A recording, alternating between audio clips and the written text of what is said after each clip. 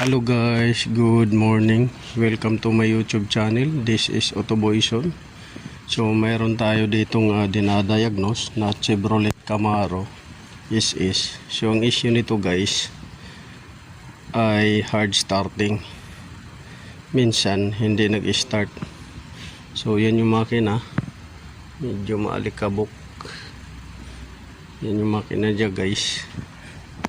So unang step guys na gagawin ninyo, bibigay lang ako guys ng tips. Pagka nag hard starting guys, ay salangan nyo guys ng battery charger. Ito yung battery charger or else yung battery booster pack. Pagka nag start nga siya guys ang makina, meaning dalawa lang yung possible na i-check nyo kasunod pagka nag-start yung makina. Una, yung battery voltage. Baka mamaya yung battery is hindi na talaga tumatanggap ng charging system niya. So hindi na siya tumatanggap ng charging voltage niya. So pangalawa guys, i-check ninyo ay yung alternator.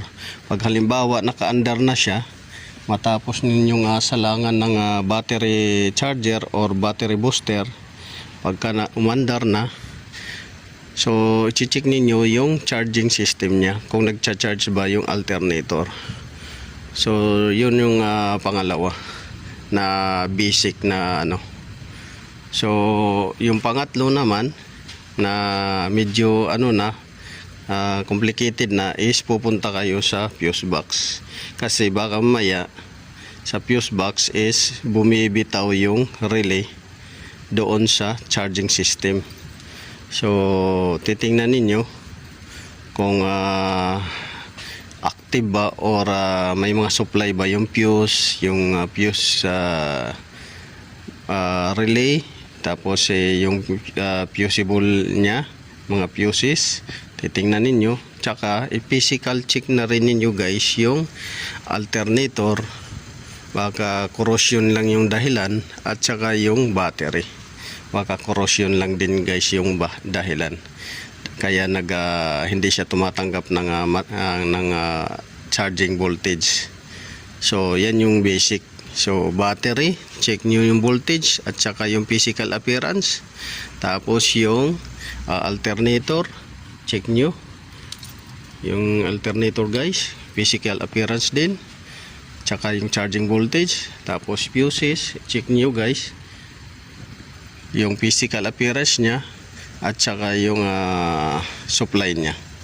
So yun yung first step basic. So Chevrolet Camaro to guys na is yan guys. So pangatlo guys ay pang-apat is salangan ninyo guys ng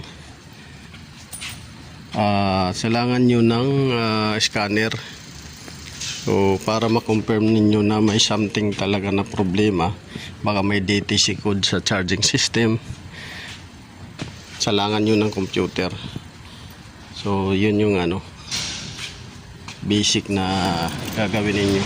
Pero kung wala kayong computer, doon muna kayo sa basic na battery voltage check at saka physical check, alternator voltage check at saka physical check, fuse box voltage check at saka physical check. So yun lang guys yung mabibigay kong tips sa inyo guys. Naway nakakuha kayo guys ng konting kaalaman sa binigay kong tips sa inyo guys. So once again, this is Autoboyson. Sharing is caring. Mapapanood nyo rin ako guys sa UB Cooks TV guys. Good morning.